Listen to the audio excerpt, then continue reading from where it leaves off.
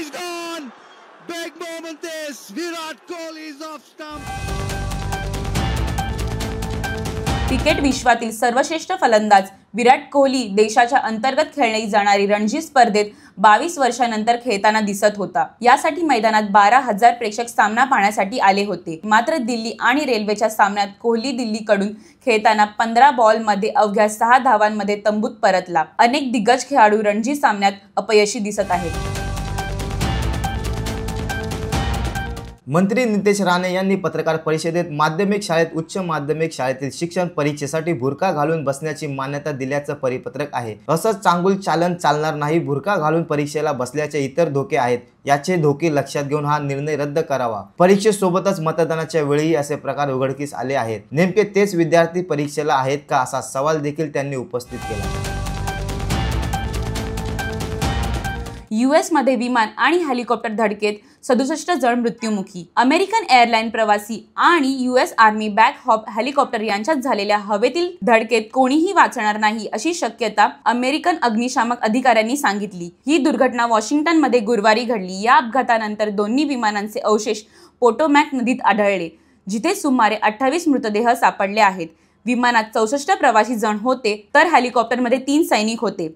या घटनेवर एक जबाबदारी अधिकाऱ्यांनी माहिती देताना सांगितले आहे की हेलिकॉप्टर विमानाच्या मार्गावर का होत याची कल्पना नाही। महाकुंभ मेळाव्यात पुन्हा एकदा भीषण आग, अनेक तंबू जळाले। प्रयागराज येथे महाकुंभ मेळाव्यात चेंगराचेंगरीमुळे 30 जणांचा मृत्यू झाल्यानंतर सेक्टर 22 मध्ये गुरुवारी भीषण आग लागली आहे। त्या आगीमध्ये अनेक तंबू जळाले असल्याची माहिती मिळाली असून सध्या कोणतीही जीवितहानी किंवा जखमी झाल्याची माहिती मिळाली नाही। याआधी 19 जानेवारीला सिलेंडर स्फोटामुळे महाकुंभ मेळाव्यात आग लागली होती। या घटनेवर अखिलेश यादव यांनी सरकार मृत्यूचा आकडा लपवत असल्याचा आरोप केला आहे। अमेरिकेचे राष्ट्राध्यक्ष डोनाल्ड ट्रम्प यांनी त्यांच्या सोशल मीडिया प्लॅटफॉर्म यूथ सोशलवर लिहिले की ब्रिक्स देश अमेरिकन डॉलरच्या वर्चस्वाला आव्हान देण्याचा प्रयत्न करत आहे। जर ब्रिक्सने नवीन चलन तयार केले किंवा इतर कोणत्याही चलनाला समर्थन दिले तर त्यांच्यावर 100% शुल्क लागू केले जाईल। असे झाल्यास ब्रिक्स देशासाठी अमेरिकन बाजाराचे दरवाजे बंद होतील।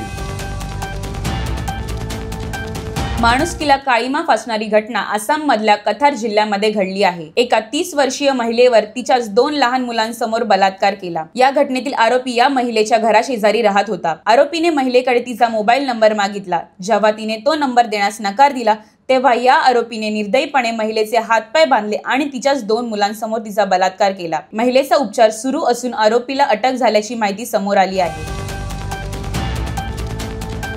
संतोष देशमुख हत्या प्रकरणी आता भगवानगडाचे महंत नामदेव शास्त्री यांनी शुक्रवारी एक सकाळी पत्रकार परिषद बोलताना धनंजय मुंडे यांच्या पाठीशी भक्कमपणे उभे आहोत असा संदेश दिला। नामदेव शास्त्री यांनी धनंजय मुंडे यांना पाठिंबा दिल्यामुळे त्यांचे अनेक अर्थ काढले जात आहेत। GBS मुळे 36 वर्षीय तरुणांनी घेतला अखेरचा श्वास। GBSचा पिंपरी चिंचवडमध्ये पहिला रुग्ण दाखल। 21 जानेवारी रोजी हा रुग्ण YCM रुग्णालयात दाखल झाला। सुरुवातीपासून त्याला व्हेंटिलेटरवर ठेवण्यात आले होते। मागील 8 दिवसांपासून त्याला वाचवण्यासाठी डॉक्टरांनी अनेक प्रयत्न केले, परंतु त्याने काल अखेरचा श्वास घेतला।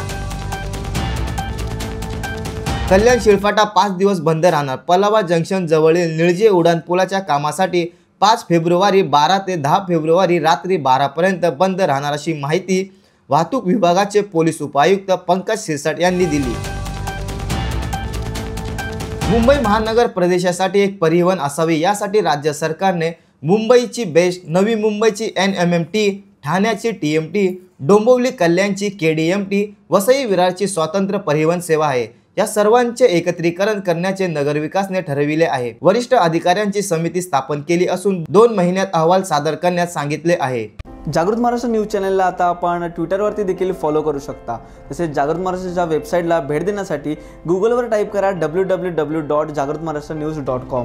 तसेच जागृत महाराष्ट्राला ट्विटर, इंस्टाग्राम, फेसबुक आणि यूट्यूबला फॉलो करा। तसेच बातम्यांना लाईक आणि शेअर करायला विसरू नका। धन्यवाद।